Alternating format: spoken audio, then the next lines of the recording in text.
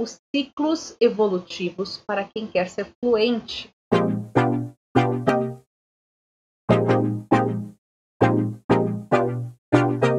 Three, two, one. Hello, everyone. Welcome to our Papo de Teacher. Sejam todos muito bem-vindos ao nosso Papo de Teacher de hoje. Eu sou a Teacher Fabi Montanari e vou te mostrar como conseguir se tornar fluente em inglês, mesmo que você seja um completo iniciante. O assunto do nosso Papo de Teacher de hoje é os ciclos evolutivos para quem quer ser fluente. O que acontece? Teacher, eu quero falar inglês. Eu já ainda não consegui, eu tenho dificuldade para falar, eu já estudei por 2 anos. Ou, sei lá, eu já fiz tantos cursos e eu ainda não consegui falar. Eu não sei se isso acontece com você, se é essa sensação que você tem, mas eu quero te contar que isso faz parte, tá? Então, quero te ajudar a te tranquilizar. Mas, teacher, eu vou levar a vida inteira para aprender inglês? Não, você vai aprender inglês e é possível aprender inglês mais rápido do que você pensa. Não vai ser tão difícil quanto você está achando. Talvez pelas experiências negativas que você já teve. Você tende a achar que você não é capaz. Só que você precisa entender qual é o momento da sua vida em que você está. Do seu inglês, tá? Então, a gente tem vários ciclos aí. Eu falo que o aprendizado é um ciclo. A gente vai aprendendo e vai evoluindo. Vai aprendendo e vai evoluindo. E vai aprendendo e vai evoluindo. Então, quando a gente não sabe nada de inglês, nada, lá quando você era criancinha, porque se você terminou o ensino médio, alguma coisa de inglês você sabe. Se você tem o hábito de assistir algum filme ou ouvir música em inglês, alguma coisa em inglês você sabe. Então, a primeira coisa, a gente tem que pensar que você não é um completo, se você é um completo iniciante. E o que isso significa na prática? Completo iniciante, talvez ele tenha um domínio de 0 palavras. Então, se você tem mais do que 0 palavras de domínio, se você sabe cumprimentos básicos, essas coisas básicas, você já não é um completo total. Você pode ter um domínio básico, mas você não é totalmente iniciante. Vamos comparar, por exemplo, com o alemão. Se você não fala alemão, é muito provável que aí sim você seja um completo iniciante. Você talvez não saiba nem os cumprimentos, nem bom dia, boa tarde, boa noite, nem oi, tchau. Não consiga reconhecer uma palavra ali. E com o inglês, se alguém fala com você um good morning, é provável que você reconheça. Mas se falarem isso para você, falarem para você isso daí em alemão, talvez nem para mim, vou saber. Apesar de saber como fala bom dia em alemão, talvez eu reconheça, mas assim, não mais do que isso. Então, é isso que você precisa entender, o que é ser um completo iniciante. Eu poderia usar para vocês aqui algumas nomenclaturas técnicas, tá? Falar do quadro comum europeu, como identificar, todas essas coisas. Mas eu quero, de uma maneira mais prática, colocar isso para vocês. O que você consegue fazer com o seu inglês hoje? Você consegue, talvez, comunicar? Você precisar entrar num restaurante agora, você caiu de paraquedas, já passou até pela imigração, você caiu de paraquedas num restaurante como o McDonald's, por exemplo. Você consegue comer? Vai conseguir pedir alguma coisa? Muito possivelmente sim. Então, esse é o início da sua jornada. E a partir do momento que você tem esse nível totalmente básico, há aquela ansiedade de quando que você vai estar falando. Existe isso daí. Meu Deus do céu, quando que eu vou estar falando? Então, vamos controlar isso daí. Dá pra gente aprender mais rápido, mas de uma maneira controlada, tá? Às vezes o aluno fica ansioso para avançar de nível e ele quer pular algum conteúdo base, né? Que vai servir de apoio para tudo que vai vir futuramente. Já falei isso aqui em outras aulas, muitas vezes o aluno ele está com esse receio de que chato fazer exercício de gramática, que chato isso, que chato aquilo. É claro que tem maneiras de tornar isso um pouco mais dinâmico, mas mesmo assim a gente tem essa questão do respeitar o processo para que você consiga avançar de uma maneira sólida. De nada adianta a gente levantar a casa de 3 porquinhos. Você tem 3 porquinhos. Um que levanta a casa de palha, outra casa de madeira e outra casa de tijolo. Qual que é mais sustentável? Qual que demorou mais? A de tijolo. Mas qual que é a mais resistente? A de tijolo. Então, de nada adianta a gente querer ter a pressa toda ali para levantar uma casinha de palha, só que essa casa de palha vai cair no primeiro tempo. O lobo não faz nem esforço ali, o lobo mau não faz nem esforço e a casa já caiu. Que tipo de inglês você quer ter? Então a gente precisa pensar nisso daí. Qual é o tipo de inglês que você quer ter? para que você possa entender que algumas coisas básicas ali vão ser necessárias para você poder levantar todo o seu inglês em cima disso. Aí, falando, num ciclo básico, o aluno ele vai ter condições de se comunicar em situações básicas, como o próprio nome diz, né? Então, eu falo, é um aprendizado em espiral. Então, a partir dessas coisas básicas, o aluno começa a falar primeiro palavras e depois ele vai chegando no nível de frases simples e depois ele vai chegando no nível de frases mais complexas. Mas um aluno de básico, provavelmente, ele vai se comunicar com frases mais curtas, mais vocabulário mais limitado. E depois disso ele vai conseguir elaborar daí de uma maneira mais complexa, tá? Quando a gente fala do aluno passar do nível básico para ele chegar no nível intermediário, a gente vai começar, principalmente o aluno ele já vai tendo o domínio das estruturas gramaticais de uma maneira um pouco mais aprofundada, um pouco mais internalizada, sem necessidade dele pensar tanto ali para falar, e ao mesmo tempo a gente vai trabalhando a ampliação do vocabulário. Por quê? A partir daí ele começa a criar mais conexões. E ele vai tendo, dentro do repertório ali de falar um idioma, ele vai tendo mais opções para aquilo que ele precisa. Claro que com a prática adequada. Então, tudo isso, como que você faz esse input, né? De você tanto consolidar o que você já viu, quanto ampliar o que você precisa ver. Principalmente com contato passivo do idioma. O que é o contato passivo? É o contato através de informações que já estão prontas que você está recebendo.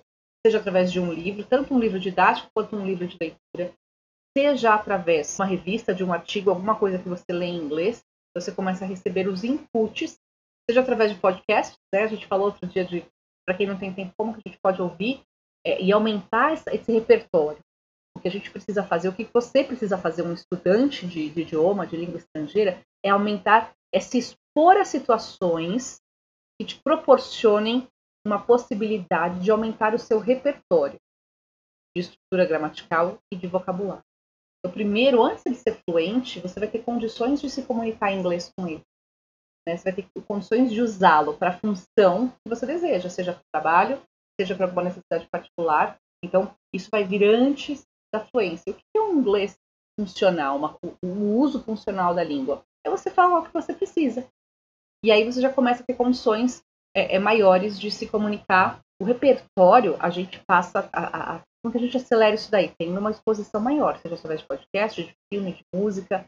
Todas essas coisas, você está se expondo, você está recebendo essa informação de uma maneira passiva.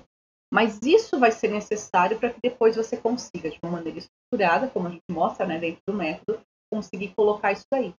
Proporcionar para o aluno situações práticas que vão fazer com que o aluno consiga fazer o output. Eu falo input e output, né? Então, a informação entrou, você precisa conseguir processar essa informação para depois você entregar através da fala, através da escrita. Então, a fala e a escrita, elas sempre acontecem depois do listening e do writing. Tanto a fala e a escrita, se você acha que falar e escrever em inglês é mais difícil do que ouvir e ler, é verdade. Porque eles são o output do nosso processo. Então, se o seu input estiver muito fraco, se você não estiver se expondo ao conteúdo, né, ao repertório, a condições para você aumentar o seu repertório de uma maneira intensa, constante, o seu output vai ser mais lento mesmo. Terceira parte desse ciclo, né? E claro que assim, eu falo assim, não são ciclos assim, eles não são bem marcados, totalmente, eu tô nesse ciclo, eu tô nesse ciclo. O aprendizado, ele é algo que assim, ele vai se mesclando, né? O crescimento do seu aprendizado, ele pode se dar de uma maneira exponencial, só que ela não tem um fim aqui, ó, esse ciclo terminou e aqui começou outro. Nunca é assim. Eles estão sempre sobrepondo o fim de um com o início do outro. E aí que você sente o que você está falando. Então, claro, cabe a mim, como teacher, proporcionar e orientar de onde você vai pegar as fontes de informação que vão fazer você aumentar o seu repertório de uma maneira mais rápida. Para que daí você consiga sugerir condições adequadas para que você possa fazer o output disso daí. E quando isso acontece de uma maneira, um fluxo constante, você vai crescendo, você vai subindo, vai crescendo, vai crescendo, vai crescendo. E quando você percebe o que você está falando. Teacher, em quanto tempo que eu consigo isso? Olha, eu sempre falo isso. A noção básica de qualquer coisa, você tem condições básicas de mudar o seu inglês em 20 horas. 20 horas de prática. Então, se eu pegar você hoje, com 20 horas de prática, a gente vai conseguir fazer um belo avanço. Teacher, eu vou estar fluente, eu não sei qual é o seu nível de inglês hoje. Por isso que é importante a gente entender a questão do mapa do inglês. Eu te ajudo a fazer esse mapeamento. Para que depois entender de onde você está. E a partir de que ponto que você vai começar e poder otimizar as aulas, o seu tempo de estudo de uma maneira realmente eficaz. Vai fazer você realmente avançar. Ok? Então, dito tudo isso, depois que você fez todo esse processo, você chegou ao nível de fluência. O que é fluência? Fluência é aquilo que flui. Tá? Então, o que é falar inglês fluente? É um inglês que flui, é um inglês que não fica travado, não é um inglês macarrônico. A gente falou sobre isso na semana passada. O que faz um inglês ser macarrônico? Tem, né?